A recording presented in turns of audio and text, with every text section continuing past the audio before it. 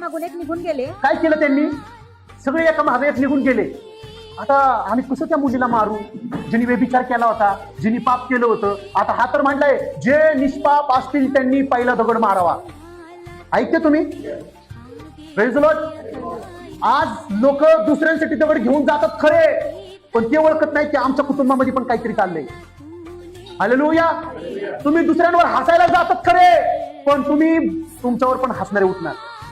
जे दगड ते घेऊन गेले होते तेच दगड त्यांच्यावर हसत होते. हालेलुया.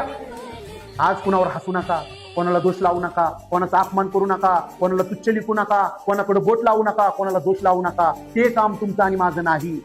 तुमचं आणि माझं काम आहे मतदानाचे अधिकार मिळवायचे आणि ईश्वरला ह्या धर्तीवरती दाखवायचं. हालेलुया. पुढं येशू एकटा राहिला आणि तिथेच ती स्त्री मध्ये उभी होती. नंतर येशू उठला व त्या स्त्रीविषयी तेथे कोणी नाही असे पाहून तिला म्हणाला, बाई, तुला दोष देणारे कोठे आहे? कुठे गेले? येशू काय म्हणते आता? ते सगळे निघून गेले. हालेलुया. आता येशू तिला म्हणते, हे बाई, तुला दोष लावणारे कुठे आहेत आता?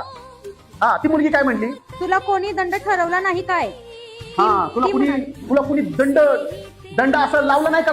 तुझ्यावर कलंक कुणी लावला नाही का? तुला कुणी दोष लावला नाही का? ते कुठे गेले? जास्त इथे उभे होते, कुठे गेले? हालेलुया. Praise the Lord. परमेश्वर आज तुम्हाला आणि मला म्हणते, तुला दोष लावणारे कुठे गेले?